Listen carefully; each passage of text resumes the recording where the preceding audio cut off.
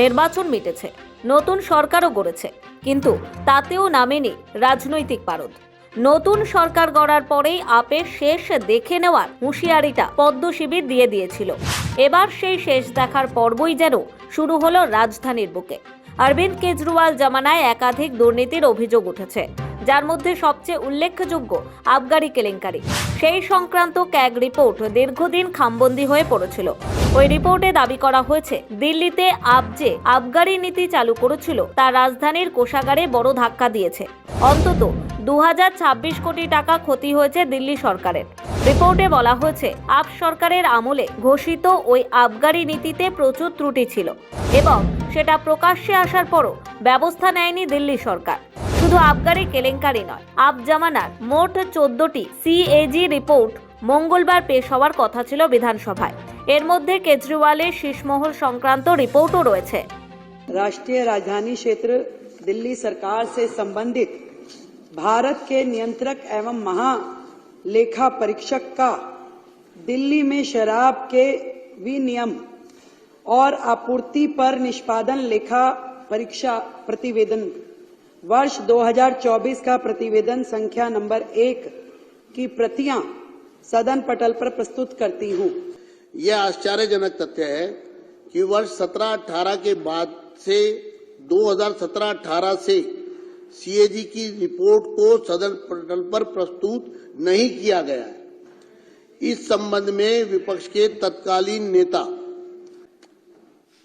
अर्थात उस समय मैं विपक्ष का नेता था के नेतृत्व में तत्कालीन विपक्षी विधायकों ने, जो इस सदन के सदस्य भी हैं, उसमें से 5 सदस्य हैं, ने सीएजी रिपोर्ट को सदन में प्रस्तुत करने के लिए माननीय राष्ट्रपति, तत्कालीन विधानसभा अध्यक्ष, तत्कालीन मुख्यमंत्री, वित्त मंत्री और मुख्य सचिव से अनुरोध किया था। राज्य की वित्तीय हालत के बारे में जानकारी प्राप्त करने के लिए बहुत जरूरी था। मैं इस बात से बहुत पीड़ित हूं कि सीएजी रिपोर्ट को दबा दिया गया और पिछली सरकार ने इस रिपोर्ट को सदन में प्रस्तुत न करके संवैधानिक प्रावधानों का जानबूझकर उल्लंघन किया। মঙ্গলবার দিল্লি বিধানসভায় সেই বিতর্কিত ক্যাগ রিপোর্ট পেশ করাকে কেন্দ্র করে ধুন্ধুমার পরিস্থিতি দিল্লি বিধানসভায়। উপরাজ্যপালের ভাষণ চলাকালীনই ব্যাপক বিক্ষোভ আপ বিধায়কদের, যার জেরে 12 জন আপ বিধায়ককে সাসপেন্ড করেন speaker Bijender Gupta. CAG report পেশের পরে সুর একেবারে সপ্তমে ওঠে। দ্বিতীয় দিনেই উত্তাল হয় অধিবেশন। তবে একদিকে আপের বিরুদ্ধে বিধানসভায় ক্যাগ রিপোর্টকে হাতিয়ার করে বিজেপি, অন্যদিকে আপ চলে আম্বেদকর ইস্যুতে। কেন মুখ্যমন্ত্রী ও অন্যান্য মন্ত্রীর ঘর থেকে আম্বেদকরের ছবি সরিয়ে মোদির ছবি বসানো হয়েছে, সেই নিয়ে প্রশ্ন তোলে তারা, যার মাসুলও গুনতে হয় কিছুক্ষণের মধ্যেই। হইচই, উত্তেজনা পরিস্থিতি তৈরির দায়ে বিধানসভা থেকে একদিনের জন্য সাসপেন্ড হন আপের 12 বিধায়ক। সাসপেন্ড হন প্রাক্তন মুখ্যমন্ত্রী অতিশী মার্লেনাও। মুলতবি অধিবেশন। তবে সাসপেন্ড হওয়ার পরেও কিন্তু থেমে থাকেনি সেই 12 আপ বিধায়ক। বিধানসভার অন্দর থেকে বেরিয়ে ওই চত্বরে বাবা আম্বেদকরের ছবি হাতে নিয়ে বিজেপির বিরুদ্ধে বিক্ষোভ প্রতিবাদ দেখায় তারা। পদ্ম শিবিরের দিকে তোপ দেগে অতিশী প্রশ্ন তোলেন, भारतीय जनता पार्टी ने बाबा साहब भीमराव अंबेडकर की फोटो की जगह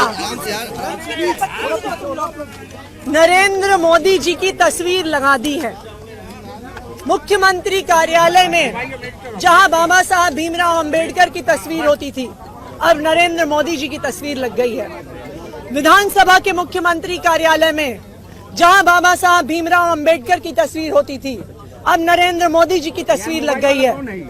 दिल्ली सरकार के मंत्रियों के कार्यालय में जहां बाबा साहब भीमराव अंबेडकर की तस्वीर होती थी, वहां पर नरेंद्र मोदी जी की तस्वीर लग गई है। मैं भारतीय जनता पार्टी से ये पूछना चाहती हूँ कि आपको लगता है कि नरेंद्र मोदी जी बाबा साहब भीमराव अंबेडकर से बड़े हैं? मैं भारतीय जनता पार्टी से ये पूछना चाहती हूँ, आपको इतना अहंकार हो गया है कि आपको लगता है कि नरेंद्र मोदी जी बाबा साहब भीमराव अंबेडकर की जगह ले सकते हैं? इसी के खिलाफ आम आदमी पार्टी ने प्रदर्शन किया और हम सदन से लेके सड़क तक इसके खिलाफ प्रदर्शन करते रहेंगे जब तक बाबा साहब भीमराव अंबेडकर की तस्वीर उनकी जगह पर वापस नहीं लग जाती। অবশ্য আপের এই আম্বেদকর ইস্যুর পাল্টা ক্যাগ রিপোর্টকে রেখেছে বিজেপি। সাসপেন্ড হওয়ার পরও অবশ্য বিধানসভা চত্বর ছাড়েননি আপ বিধায়করা। বিধানসভা চত্বরেই ধর্নায় বসে পড়েন অতীশীরা। নির্বাচন মিটেছে, নতুন সরকারও গড়েছে, কিন্তু তাতেও নামেনি রাজনৈতিক পারদ। ব্যুরো রিপোর্ট, সময় কলকাতা।